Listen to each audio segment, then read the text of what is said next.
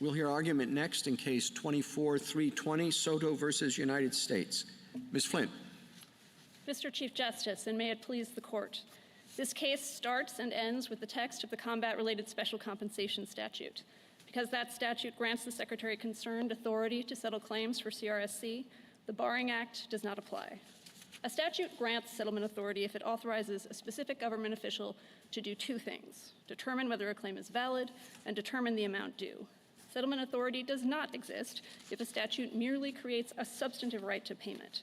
The grant of authority to a specific official to administratively determine the validity of the claim and the amount due is the touchstone. The CRSC statute does that. Start with subsection D.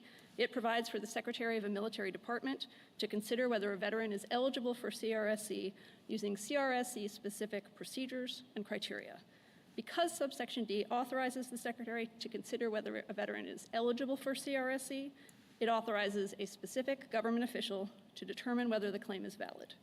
Then subsections A and B say the Secretary concerned shall determine the amount of CRSC owed, meaning a specific official is authorized to determine the amount due. The CRSC statute in this way grants the Secretary concerned all authority needed to determine validity and amount due, so the Barring Act does not apply. Other military compensation statutes that the government has pointed to don't have all of these provisions, requiring a particular government official to use particular procedures to determine an individual's entitlement to a particular benefit. All of this is in the CRSC statute because CRSC is different from a lot of other forms of military compensation. Only veterans who prove that they have a combat-related disability are entitled to it. And Congress provided that the Secretary of the military department where the veteran served is the appropriate official to make that CRSC-specific determination. Other statutes establish substantive entitlements to benefits. They don't designate a particular government official to determine validity of the claim and the amount due.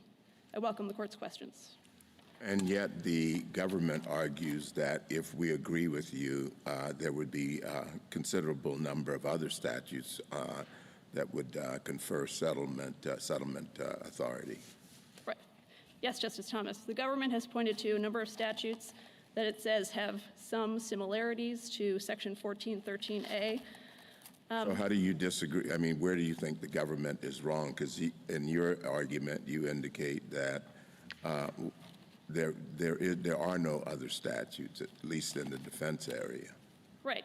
So some of the statutes they point to, such as the basic pay statute, that's the kind of statute I was referring to that establishes who's entitled to the compensation and how much is owed. Those statutes don't say anything about a specific government official determining validity and amount due.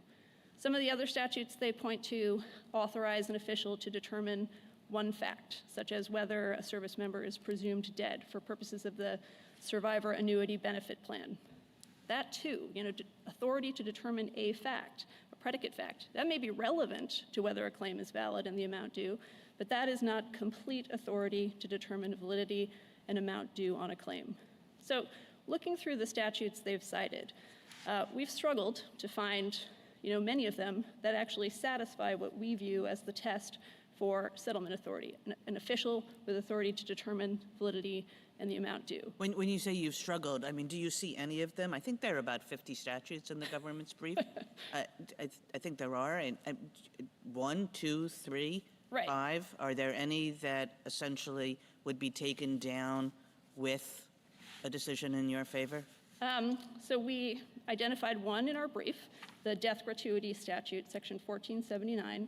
That authorizes for purposes of immediate payment of death gratuities, it authorizes a regional command to determine whether a beneficiary is entitled to the death gratuity and certify the amount due.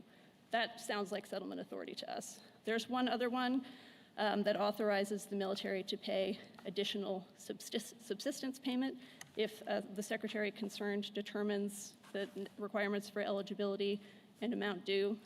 That may be another one.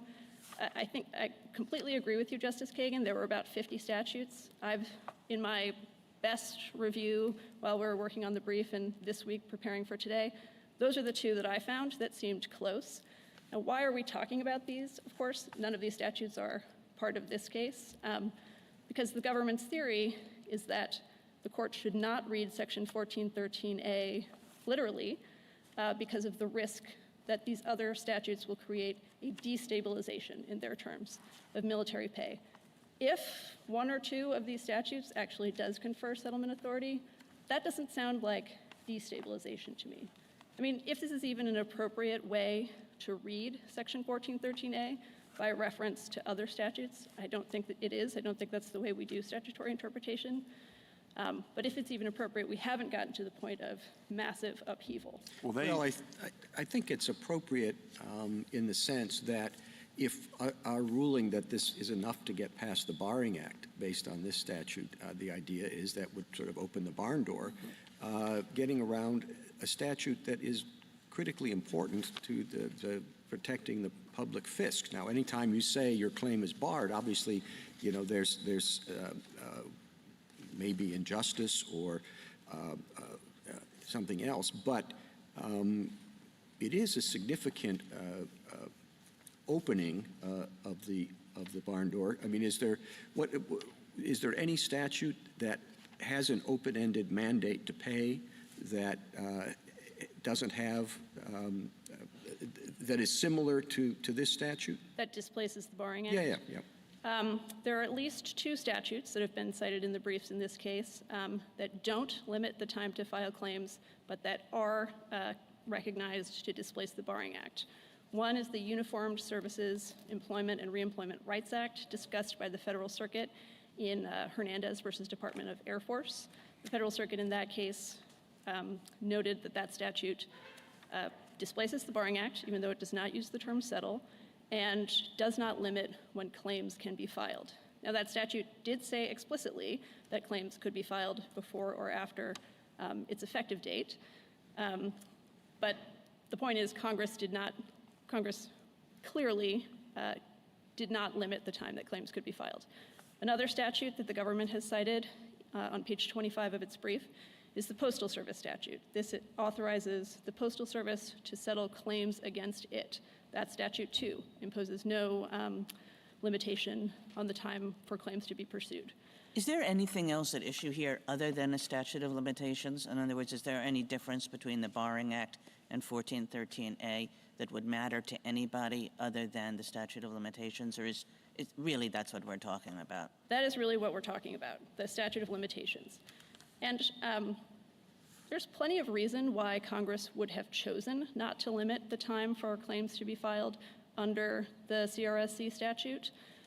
One of them is, a principal reason for statutes of limitations is for claims to be filed close in time to the facts that support them, to avoid stale claims. That is not at issue with the CRSC statute. By design, this statute authorizes claims to be filed now, no matter when the injury occurred that supports the claim. So it is clear that Vietnam veterans, individuals who were injured in combat in Vietnam, could file a claim today in 2025 and be awarded CRSC, notwithstanding the distance in time. So that Be like, I don't know how many hundreds of thousands of dollars that might be. That would be a lump sum then that the Vietnam veteran would be entitled to because of the retrospective? the payment is cut off at the enactment of the CRSC statute. Okay. So a Vietnam veteran would not be entitled to payment What is back that, before the statute. 2006, something like that? 2008 is 2008. the version of the statute under which Corporal Soto is entitled to CRSC. But if you kept going forward, so let's say 2008 forward, it could be a lump sum if it were, 40 years, if it was 2048. Well, certainly, Your Honor is right, that, as we go forward, there will be more years back to 2008. It's unlikely, however, or impossible, frankly, that we would have claims going all the way back to 2008, forever. You mean because of lifespan? Yeah, because of lifespan, that necessarily limits when people can seek CRSC. And beyond that, of course, this is now a statute that's been around for a while. When it was initially enacted in 2008, people didn't know about it. The population that's seeking these benefits are, by definition, individuals who have a combat-related disability, which, as the amici point out, makes the application process much more burdensome, potentially. This has now been around for a while. We don't have to, we shouldn't Isn't there a expect it. lump sum limit on payment? There's not a lump sum limit. Isn't it limited to $10,000? Am I This thinking of a lawsuit- different case? You're right, but this lawsuit, the reason the $10,000 limit applies in this lawsuit is that the suit was filed under the Little Tucker Act, which Okay. limits claims to $10,000. That's So not because there's of the an statute. upper limit there. For this lawsuit, Yeah. there could be larger claims under the CRSC statute. I see. I think you started to say that there is something about this situation that might have made Congress think that in this particular situation, unlike most other situations, there's no need for a statute of limitations. But I didn't quite understand your answer to that problem. Sure. What is it? Well, one of the main purposes of a statute of limitations doesn't apply here because we know that claims are going to be filed related to injuries that occurred potentially decades ago. The form that the Department of Defense uses actually includes World War I as an incident of combat that someone could have been injured in. So we're talking about going back a long way. That doesn't mean the benefits will go back Right. that far. Well, no, The facts. my question is not what can be inferred from the statute. My question is what might have motivated Congress to think, generally we want to have a statute of limitations for submission of claims to the government or for many other things. But in this particular situation, we don't want that. Right. And that's what I don't understand your answer to. Another reason, a reason why they might not have wanted it here, is that CRSC and one other form of benefit called concurrent retirement and disability pay. These are the two benefits that are exceptions from what's called the ban on concurrent receipt, which means most veterans may not receive retired pay and disability compensation at the same time. But two groups of veterans have this exception, CRSC recipients and CRDP recipients. Now, CRDP is paid immediately upon eligibility. There's no application process. Once you satisfy eligibility, you start getting it. Not true for CRSC. Of course, you have to apply. You have to prove that your disability is combat related. Making the benefits go back to the beginning of eligibility in this way makes it parallel to CRDP. CRSC recipients and CRDP recipients are on the same footing because they both get benefits from the beginning of eligibility. What should we make of the waiver provision? In the Barring Act, In other words, it's not strictly limited to 6 years. There is a provision that authorizes waivers to go back further, and just like you to address that, what you think Right. or how that factors in, if at all. well, that of course only applies to claims that are settled under the Barring Act. Of course, we don't think our claim is, so the waiver provision doesn't come into play. And of course, it's quite different to have entitlement as of right to payments going back to when eligibility began. That's quite different from having the opportunity to pursue a discretionary waiver under a statute that, in our view, doesn't apply in the first place. And then on the how to read the statutes together, the government points to the GAO Red Book, which talks about this, and then says, going back to 1982, Red Book says, in the absence of legislation expressly placing the authority elsewhere, claim settlement jurisdiction under 3702 controls. And I think their point there is that that was the accepted understanding that Congress would have been operating under. And so if we're guessing or speculating about what the language means, that probably doesn't satisfy what the settled understanding of express displacement was. Do you want to respond to that? Sure. So I respectfully disagree with the suggestion that express displacement isn't satisfied by the text of 1413A. So 1413A speaks expressly about authorizing the secretary concerned to determine the validity and amount due on claims. Now, it does not use the word settle. It does use the word determine, doesn't use the word settle. But nobody thinks, the government's brief makes this clear, the Federal Circuit agreed, nobody thinks the word settle is required for another statute to displace the Barring Act. I don't think that's what the GAO Red Book from 1982 was saying. I don't think it was saying the word settle was required. And if it was, I think it's mistaken. That's necessary. That makes sense because of this court's case law saying we don't use magic words requirements. Now, the government has suggested, okay, you don't have to use the word settle, but you should use a word more like it than the words in the CRSC statute. Well, in this court's recent cases in Lac du Flambeau from a couple terms ago, in Kurtz from last term, in the sovereign immunity context, the court has said, that's wrong. I mean, first, Congress does not have to use a particular word. Second, even if Congress has used a particular word in a variety of statutes, like, there are some statutes that use the word settle, that does not foreclose Congress from using a different word the next time. We don't require Which word are you using? the word. I mean, which word are you pointing to here? Because whatever, you might, yes, we don't demand magic words, but this is a peculiarly indirect way of giving settlement authority to the secretary concerned. Well, subsection D, I think, is actually fairly direct to respectfully disagree. It Yeah, I mean, says- subsection D, I mean, that's your best subsection, but even there, the secretary concerned kind of comes in midway through. It's really a provision about the Secretary of Defense stating general standards, and then it seems to sort of assume that the Secretary of the Military Department has some role in this, but without really giving the Secretary of the Department the authority to settle. I read subsection D differently. First, the fact that it authorizes the Secretary of Defense to establish procedures and criteria to resolve CRSC claims, that alone is significant. That tells you we're outside of the procedural world that applies to the Barring Act. There is a whole set of regulatory provisions dealing with claims settled under the Barring Act, and they don't apply to CRSC claims, which are settled under these specific procedures.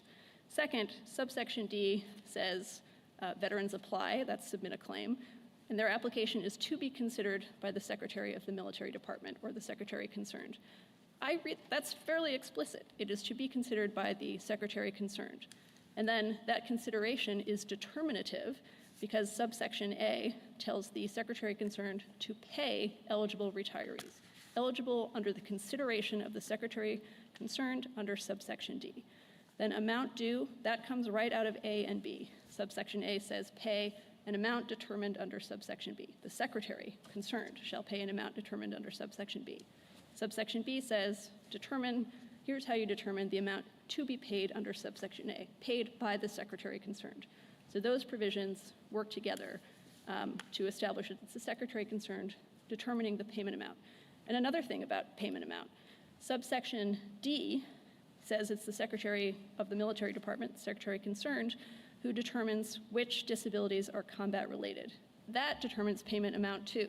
Subsection B1 says explicitly payment is based only on disabilities that are combat related.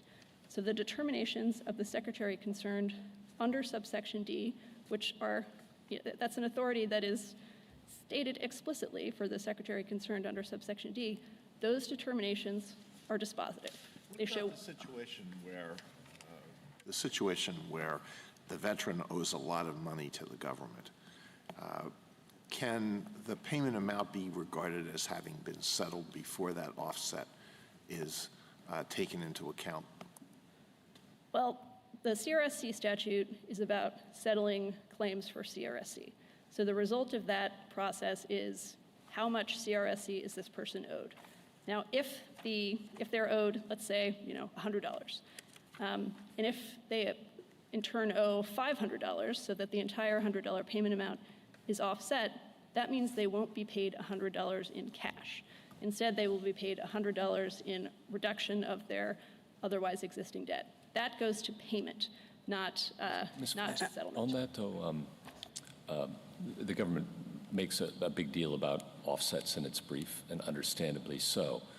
In your understanding of the statute, who does the offsets? How are they accounted for? Because I think it's one thing to determine the validity of the claim. It's another thing then to say whether they're offsets, and then there's a third thing still to say pay. And you've got in the statute a good deal of language, as you pointed out with Justice Kagan, on the first step, determining the validity of the claim, and maybe on the third, the authority to pay. But somebody's got to do the business in the middle. And who does it and how, and under your understanding of the statute? Right. So the business in the middle first includes the amount due on the CRSC claim. And that is part of settlement. I got that on one. That's in one. I'm giving you Okay, that, sorry. right? But two, the $500 that the the veteran happens to owe the department for whatever reason. Who does that and how before the secretary of the relevant military department is authorized to pay? Right. The CRSC statute doesn't specify who needs to do that. That's why I'm asking the question. The way it works in real life is DFAS does that. The guidance actually even talks about this context, the guidance that the Secretary of Defense promulgated for CRSC claims. The guidance says that the DFAS considers offsets in the context of paying claims. I was That's part of looking at payment. all the statutes that the government concedes, like the uniform, et cetera, that don't use the word settlement. None of them talk about offsets. I'm not sure the Bearing Act talks about offsets. That's exactly right. None of these statutes talk about All of the offsets. offsets have been imposed by regulatory direction, correct? Yes, or there are some other statutes that refer to offsets, but you're exactly right, Justice Sotomayor. None of these statutes addressing settlement deal with offsets one whit. That's not part of the settlement process. At least if that's going to be an issue, you're not raising it. You accept that the Secretary of Defense's procedures to offset CRSC benefits applies. Right. Offsetting procedures, if they apply, I don't have any quibble with that. Okay. You're just saying that this is not that this is not a material omission from this statute from the standpoint of determining whether it confers settlement authority. That's exactly right, Justice Jackson. And as Justice Sotomayor's question aptly noted, one way we absolutely know it's not a material omission is that there's no such reference in the Barring Act either. Offsets are simply not part of establishing settlement authority. Can you help me just to understand a pure factual and legal point, because I'm trying to understand it. In the Barring Act, when there's a 6-year statute of limitations, do we know from when it accrues, or does it work backwards from the person's application? It works, the 6 years works backwards from the time the claim was, the application was filed. The application was filed. So you get 6, so we don't have to care, it's not a prospective thing, like when did it start accruing? It's just whenever the application comes in, if there were a statute of limitations applicable here, it Right. would just go back 6 years. It would just go back 6 years. We all agree Corporal Soto is entitled to compensation going forward and going back 6 years. It's just that we think he's entitled to an additional 30 months because the 6-year cutoff under the Barring Act should not apply here. But he can't start the application process until he's gotten a VA rating, correct? That's right, a VA rating. And so it doesn't really matter when it occurred, when the injury occurred. He has to apply for the VA rating, and he can't control how long they're going to take. That's right. And so if the VA has a huge backlog, of which exists right now, he's now barred from recovery, not from his own fault, but because of the VA process. That's potentially true. In our view, we think eligibility begins at the effective date of the VA rating decision rather than the date the rating decision is issued. Either But way. Either way, Yeah, delays could. whatever the effective date. I don't know what that means because I don't know if they say it and then put it in writing or not. But the point is that unlike other benefits where eligibility is determined by the incident when you're injured, here it's outside of your control when you can file. That's It's exactly in right. the VA's control. That was your answer to Dr. But there is could be, in some cases, a pretty significant difference, and I'm just trying to understand it. Here we have 30 months, if we count back 6 years, that is the difference between your preferred rule and the government's rule. That's right. I suppose, it could be that someone doesn't get this rating from, a long, long, long time, and the count back to when the statute was effective, which is the date that you say is the starting point in terms of how much it covers. Who were eligible before the Yes. satisfied other requirements for eligibility. Correct. Right. So, it could be a long time in some instances if there is no statute of limitations operating. And I guess I'm circling back to Justice Alito's question of, are we certain that Congress intended for that entire span to be covered, and why would you think in this circumstance Congress would want that? Well, of course, the best indication of Congress's intent is the text. In Section 1413A, it is best read to authorize determination of validity and amount due. The Barring Act, if another statute authorizes that, the Barring Act doesn't apply. So that's the clearest indication. But as I discussed with Justice Alito earlier, there are ample reasons why Congress would have chosen in this context not to use that 6-year statute of limitations for this population. Thank you, counsel. Justice Thomas? I must be dense on this point, but I don't know what those ample reasons are. Maybe you can tell me.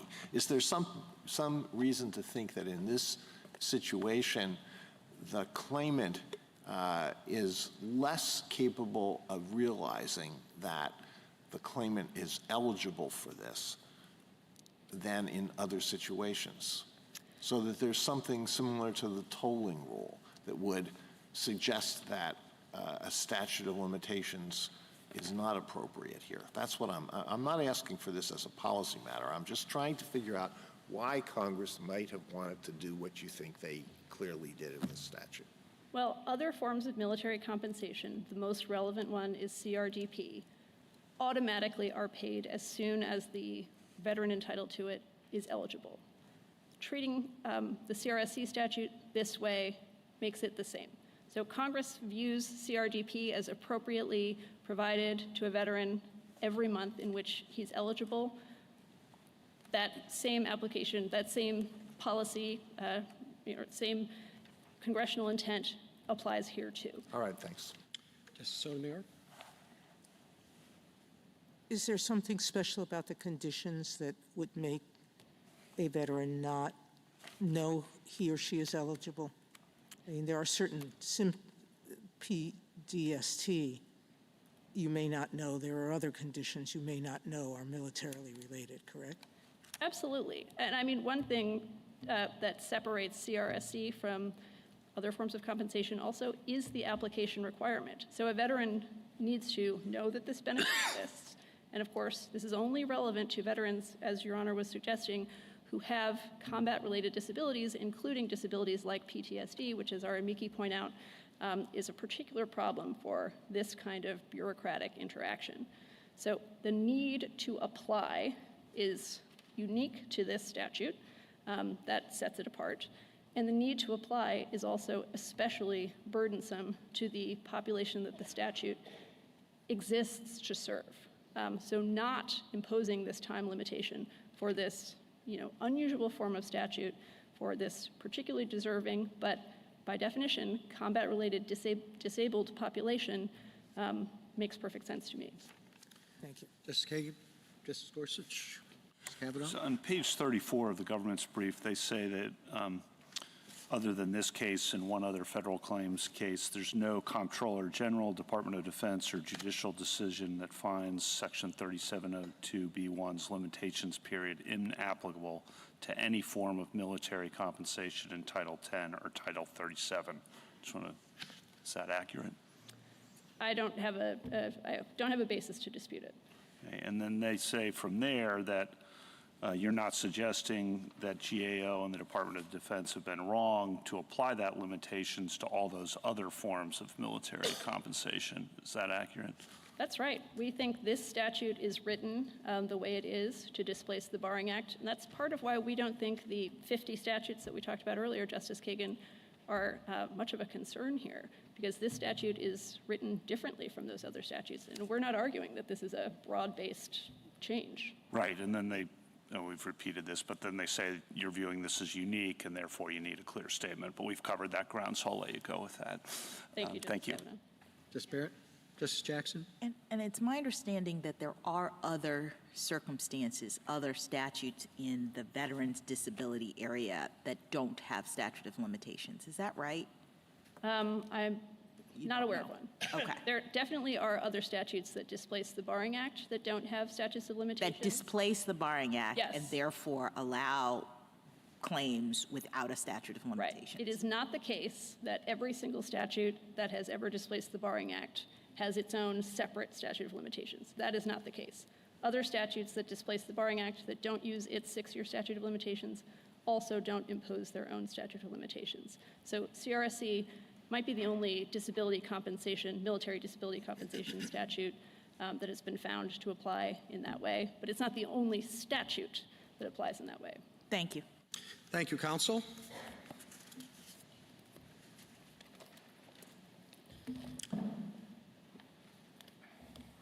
Ms. Flynn? Mr. Chief Justice, and may it please the court. The text of 3702A1A expressly provides that the claims of military service members for various forms of unpaid compensation are to be settled under 3702 and its 6-year limitations period. Petitioner is nonetheless arguing that claims for this form of military compensation, CRSC, are not subject to that time bar because the CRSC statute contains its own settlement mechanism without providing its own time limit. Text, history, and context resolve this case.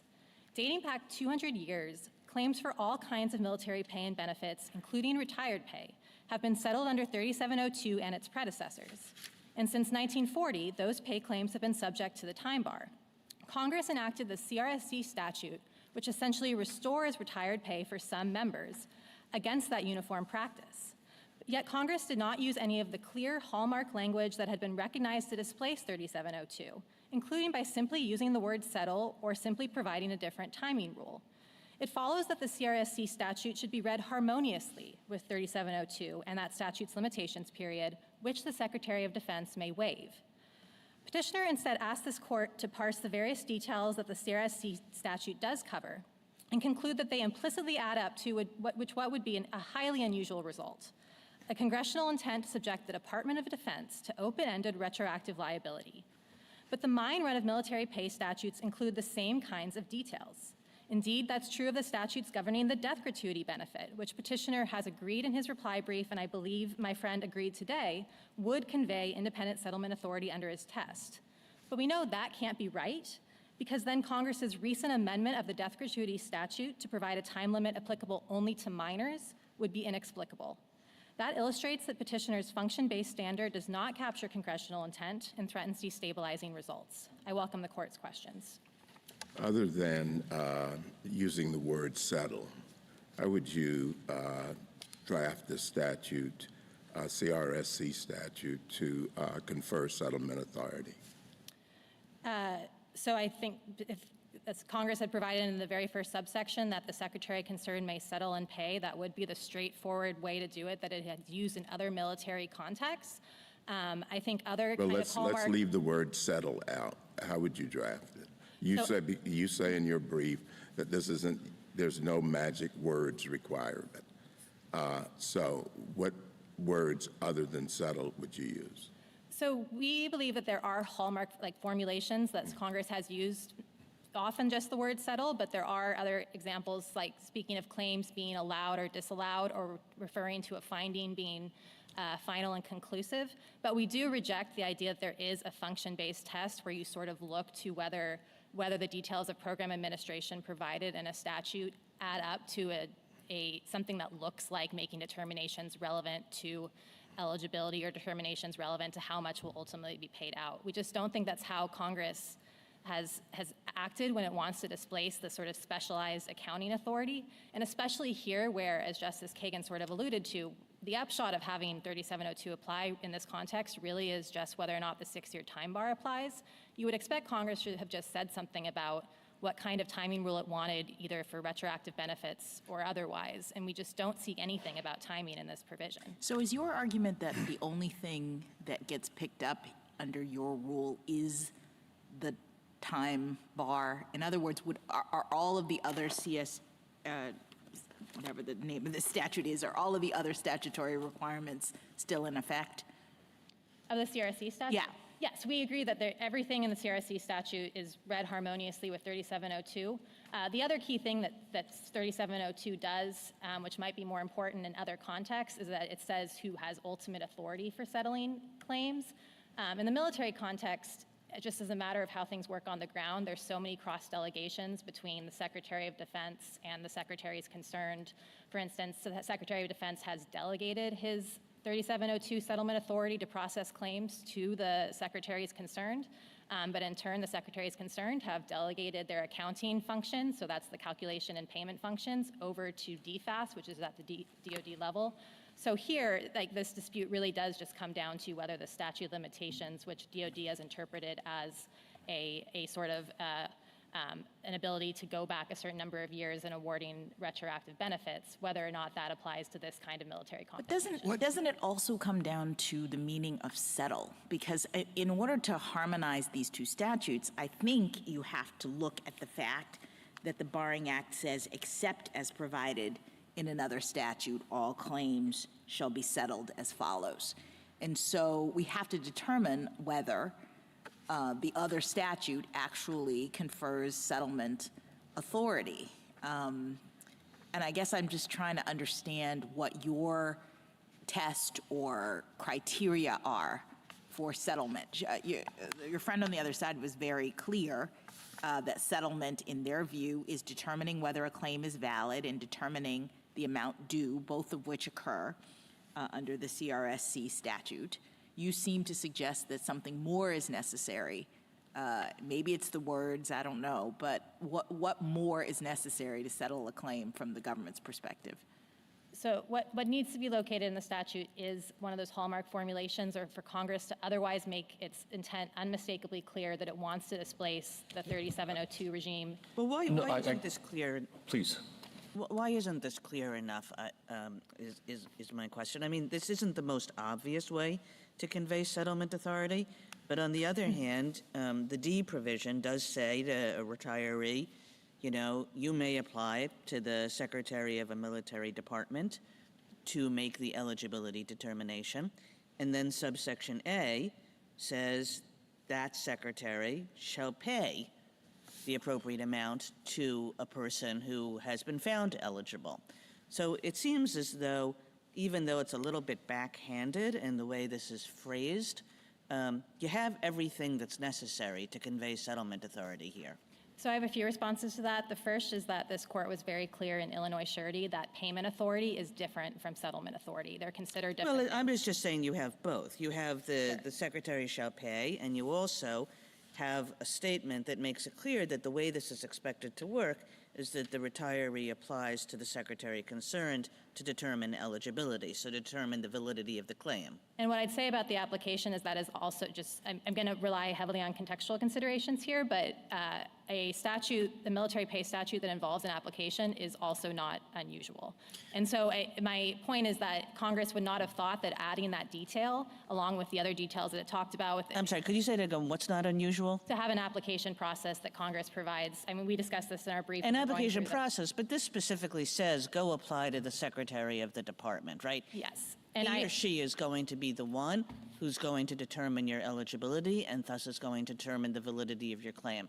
And once it says that, like, really what more do you need other than something along the lines of, well, you should have said it in the active voice rather than the passive voice or something? So I can point to, I mean, at least one other statute, the basic needs allowance. This is at 37 USC 402B. B is part of the section heading that also has an application required, and that one is also one that says the secretary concerned shall pay to each member who is eligible under subsection B a basic needs allowance and the amount determined for such member under subsection C. I think that meets all of what Petitioner is saying is necessary, which I think basically just comes down to whether a specific person is named when you're setting forth eligibility and calculation rules.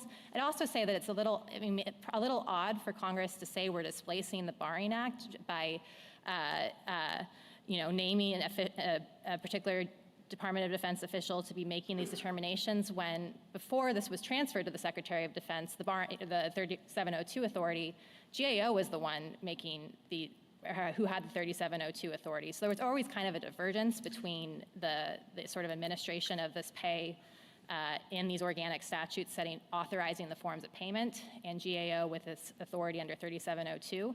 But as came up earlier, there was no finding that any other form of military pay or compensation was not subject to the 6-year time bar. Counsel, what is the concern you have broader beyond this particular statute? I mean, to be eligible for benefits here, you have to have gotten a Purple Heart, be disabled as a result of armed conflict, hazardous service, performance of duty under conditions of war. I can't believe there are people in Congress saying, we're giving too much money to Purple Heart recipients, so let's tighten it up. I mean, there must be a bigger concern that the department is worried about. Yes, and so, as I think we suggested in our brief, we're not saying that or suggesting there might be a staggering amount of liability based under this particular type of benefit. And there is also a waiver authority where this time bar can be waived for individuals with CRSC claims or other claims. I would submit that our primary concern here is this kind of, if there were an adoption of the kind of function-based test the petitioner is asking for, where you look statute by statute and say, well, is there an eligibility determination not in the passive voice, but assigned to a person? Is it a sufficiently important eligibility determination? Because I took my friend to say some are not sufficiently important. Do we think this calculation function is assigned to that person or not? We might be in a world where we have lots of different military pay and compensation statutes that are now to be awarded. I was going to say you might be, but is it the judgment of the department that you are? I mean, these aren't, it's not a magic words argument, I understand that. But, they do have words here that are pretty close to the ones that are in the Barring Act. So I can point this court to 6 statutes that I believe meet petitioner's test, at least as clarified in the reply brief. I imagine, even if I'm wrong about that, there would certainly be litigation about it. There will be litigation about other provisions that start to seem similar enough to this one or the next one that gets decided. And then we're in a world where we just really can't predict what kind of open-ended retroactive liability the Department of Defense is facing, which, to repeat what I said earlier, we are aware of no other military pay or compensation statute that opens up the department in that way. And so we want to be You're careful. not aware of anyone that opens the department in the way that you argue this one does? Right, to open-ended liability for payments in the past with no kind of time bar. You say there are 6. Your friend says there are 2. I want to hear what the 6 are, and do all of them contain statutes of limitations, or some of them lack them too? So the 6 provisions I'm pointing to, so the first is the death gratuity statute, which is one my petitioner. I'm sorry, say that again.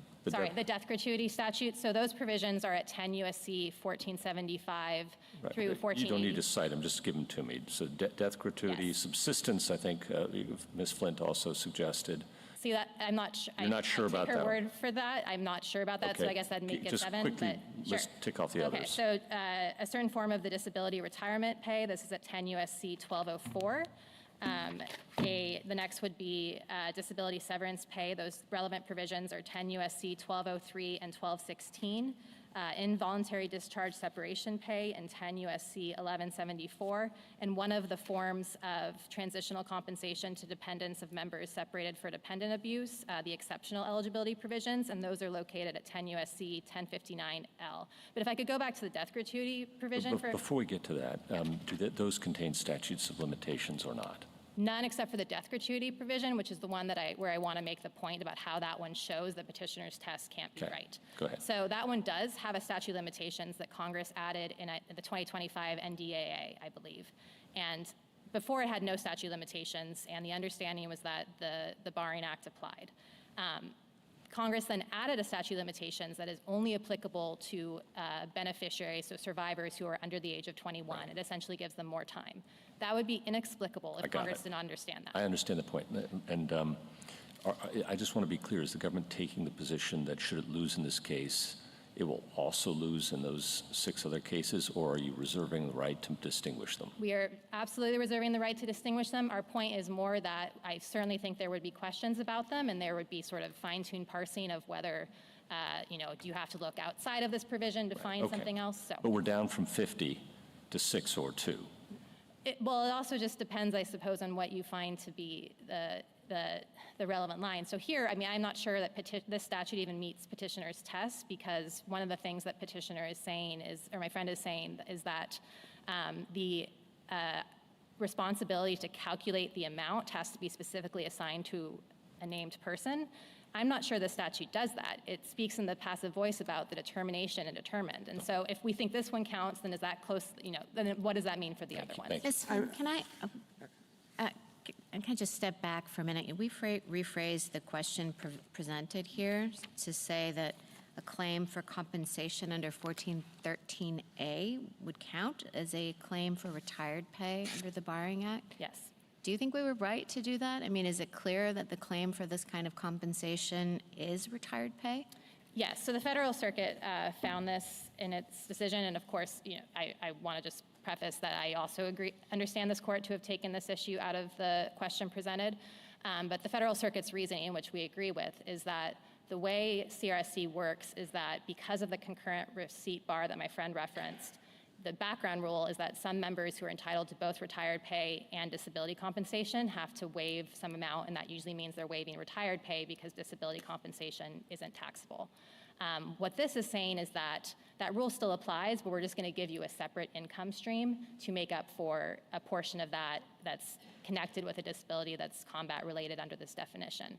And so it essentially restores retirement pay that these members would have otherwise had to give up. It's calculated, tied to what retired pay they would have otherwise had to give up, and it's also paid out of the Military Retirement Fund, which is how retired pay is paid. So we think those considerations mean this is a claim involving retired pay within the meaning. And is there any argument that the litany of other statutes that you cite might not fall within the Barring Act for that separate reason, that, the Barring Act applies to pay, allowances, travel, transportation, et cetera on the list? I mean, but you think they all would qualify under your understanding under those, but that the implications of this would be it's just entirely inapplicable. I guess what I'm saying is there a reason to think the Barring Act might not apply to those anyway because they don't fall in these categories? I don't think there is a reason.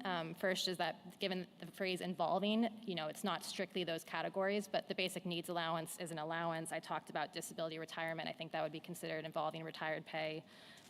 The disability severance pay is pay. So you see the Barring Act is just sweeping very broadly the word involving these categories. It would pull all those things in anyway. Yes, and that has been the background understanding against which Congress would have been legislating in 2002 and then 2008 when it created and expanded this program.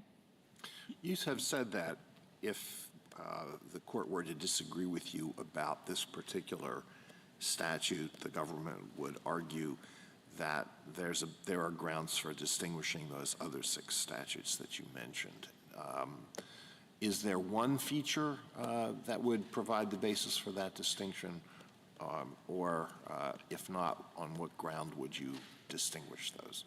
So we have to take it case by case and look at the context of that benefit and what came. So I mostly am just saying that I don't know what arguments we would make. I'm sure we would try to find ways. But I think Your Honor is asking, is there sort of a lowest common denominator that would make a ruling narrow? And I'm just not really sure there is. I suppose you could write an opinion that says, Petitioner flagged 6 aspects of this statute. All 6 have to be present.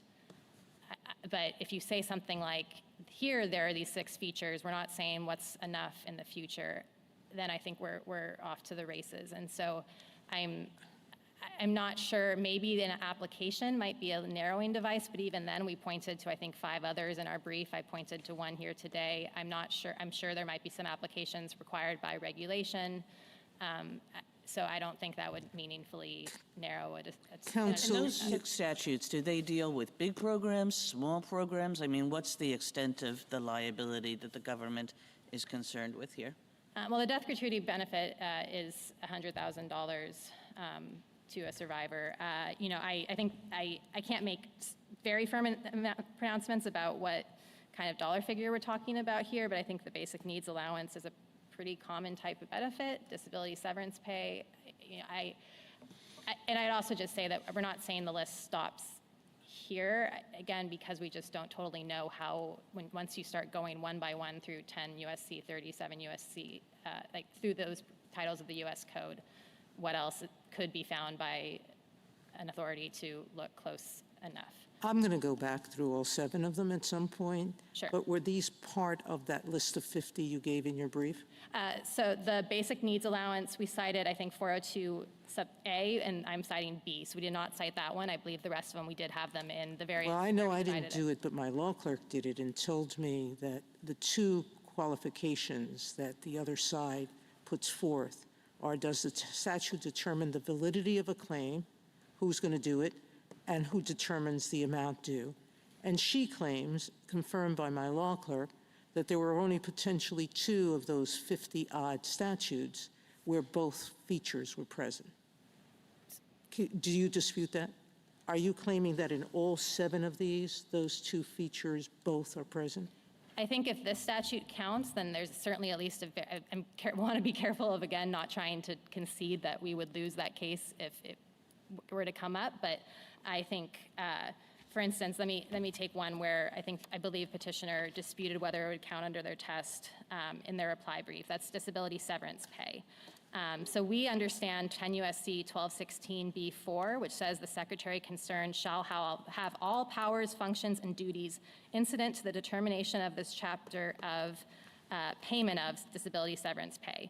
We think that sounds like a calculation authority. I gather Petitioner thinks maybe it isn't, but that seems as close to a calculation authority as what we have here in subsection A, where it says determined. This has the secretary deciding eligibility and then determining the amount. Sorry, and so that same provision also says that I allied to that part because I was focusing on payment, but that same provision says the secretary concerned shall have all the powers, functions, and duties incident to the determination of this chapter of the entitlement to and payment of disability severance pay. Thank you. I'll look But my point is really just to show the kinds of debates we might be having under the kind of function-based test, whereas before, when you do have just looking for certain hallmark language, or more straightforwardly, to just have a timing provision, since that is the upshot of this being a settlement mechanism. But there are statutes, you say, that everybody agrees displace the Barring Act that don't have a timing provision. So I'm trying to understand the relevance, in your view, of the statute of limitations. Are you saying that you cannot be this kind of settlement statute unless you have a statute of limitations? I'm not saying that. The 2 examples, though, that I think Your Honor is referencing is USERRA and the Postal Service statute. So those don't have to do with military pay or benefits. The USERRA provision does speak to timing. It's a provision giving to the MSPB the authority to adjudicate complaints under USERRA, and there's another subsection there that talks about the MSPB ordering various forms of relief, including monetary relief. And then the provision at issue says that the MSPB will adjudicate complaints without regard to whether they accrued before, on, or after the effective date of that statute. So it does speak to timing. And it speaks to timing to say, don't worry about it. And so I'm trying to understand the extent to which you're saying that a statute can only confer settlement authority and thereby displace the Barring Act if it has a statute of limitations or, I guess, speaks to timing. Like, what is the relevance of this, the speaking to timing as to whether or not this is a statute that confers settlement authority? I thought those were 2 different concepts. We're not saying that a statute has to have that, but they do tend to go hand in hand, that you have a provision talking about the settlement of claims or the submission of claims to an entity and then providing a timing rule. For instance, like the Military Claims Act, the Foreign Claims Act, other military provisions that we cited in our brief that have been found to displace. I mean, in the Barring Act itself, it has 2 separate references to except as provided, which makes me think that Congress was thinking about those as different concepts. That except as provided, the government shall, elsewhere, the government shall settle claims in this way. And then later, when it talks about the particular statutory statute of limitations, it has another reference to except as provided, which it wouldn't have needed if the whole thing turned on whether or not you talked about timing or whatnot. Right, and we're not saying that absolutely you have to have a timing rule, but we're just saying they do tend to run together because when you are setting up a claim settlement process, you know. They do, but I guess what's really hard for me about your argument is I can't really figure out exactly what it is you think we need to be looking for in order to say the Barring Act applies or it doesn't. You say something like the word settle, but it doesn't have to be the word settle, but it can't be a function test. It has to be words. I don't know what that means in real life. I mean, the other side says what you're looking for is, do you have a statute that authorizes a particular entity to determine whether the claim is valid and determine what the amount due is. That's a pretty straightforward thing we're looking for, and I appreciate that you say we can find it in various other statutes, but at least it's clear as to what it is they say counts as settlement authority. Yours, I'm not so sure. So we are saying you need to look for the word settle or other hallmark formulations that otherwise get across Congress's intent to convey this kind of specialized accounting authority. And the other thing I would say is just that because the function-based test essentially looks for various facets of program administration, we just know that can't be the right standard because Congress assigned under the Barring Act the authority to settle claims under all of these military pay and compensation statutes. Because of that conferral of authority in 3702A1A, we just know that Congress wasn't envisioning that the mine run of military pay and benefit statutes would be something that would displace this regime, because Congress specifically envisioned in 1996 when it added this language that this would be the authority under which those kinds of claims should be settled. So I agree that I'm looking at what Congress could not have thought counted to say that means that petitioner's test can't be right, but I think that is a very strong contextual consideration, at least in the context of military statutes. When you say, keep going, sorry. I'm finished. When you say hallmark formulations, just so I make sure we have those in mind. Yes, so, and these can be seen in the GAO Red Book, the most recent version on this issue, as well as the 1982. So settle or settlement of claims, claims being allowed or allowable or disallowable, reference to either the settlement or to like certain findings or determinations being final and conclusive. And then one is for some executive branch entities, the authority to sue or be sued or determine the nature and character and necessity of their expenditure. And that's in the GAO Red Book now and in 82 or similar? Yes, and you can look at the statutes. And what's the, much as I enjoy talking about the GAO Red Book, what's the relevance of that? Would you summarize that for us? Yes, so GAO used to be the entity that had this authority, so they had to figure out what are these regimes that are going to displace our authority. And GAO was doing that even before Congress added the except as otherwise provided by law language in the recodification in 1982.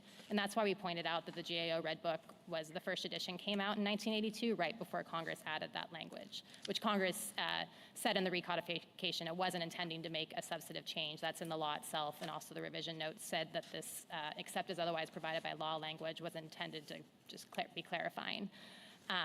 So it's that the GAO was the one sort of implementing the statute for a long time, and the Comptroller General decisions are what we have as authorities in this area of what counts.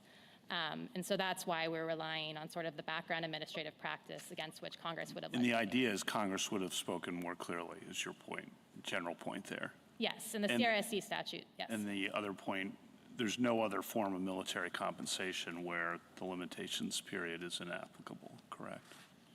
Yeah, but there's no limitations period, and there is a mandatory open-ended liability. Anyone else? Thank you, counsel. Thank you. Anything further? Yeah? Okay. Thank you. You don't have to. Rebuttal, Ms. Flint? Thank you. I'd like to start where you started, Justice Thomas, and you followed up, Justice Kagan. What's missing? The statute authorizes determination of eligibility. It authorizes determination of amount due. So what's missing? I think the answer I heard was a hallmark formulation. We agree it doesn't have to be the word settle, but it has to be a hallmark formulation. And then my friend read examples of words that, in the government's view, sound hallmark enough. As Justice Jackson's questions aptly call out, I don't know what counts as a hallmark formulation. The way that this court has instructed to read statutes is read the words that are written in the statute.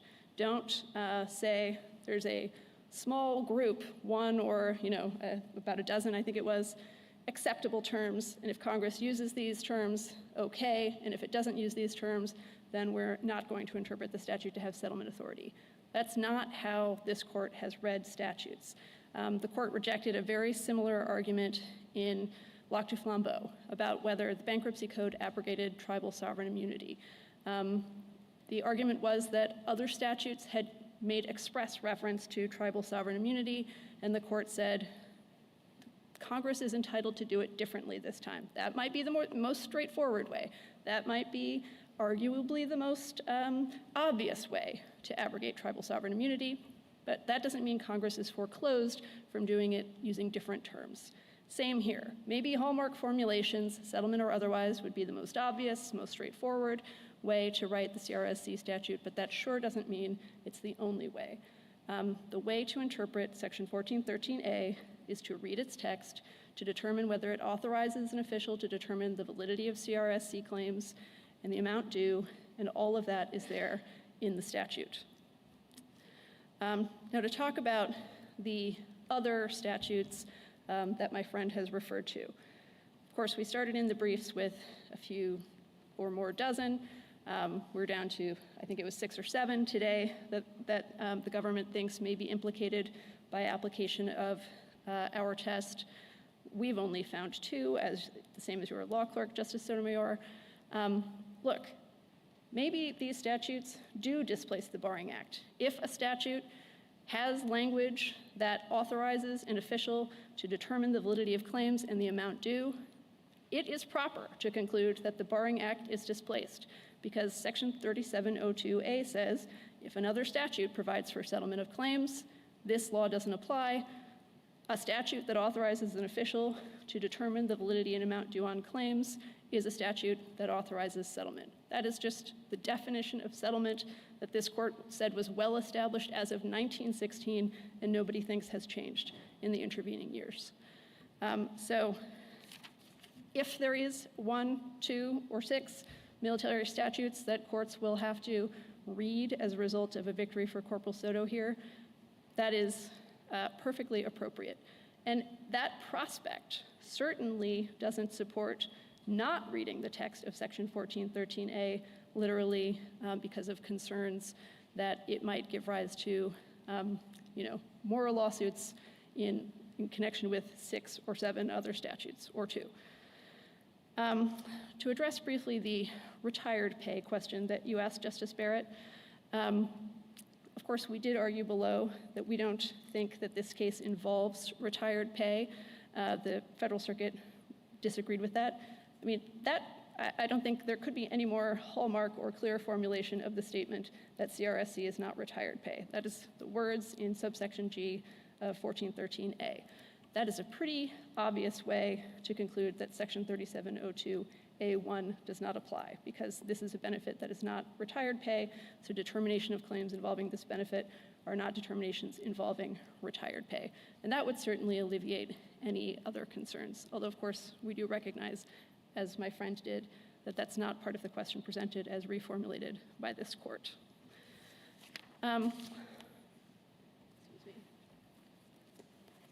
Just to address very briefly the death gratuity statute that my friend mentioned and the statute of limitations, I respectfully take issue with Ms. Flynn's reading of the death gratuity statute.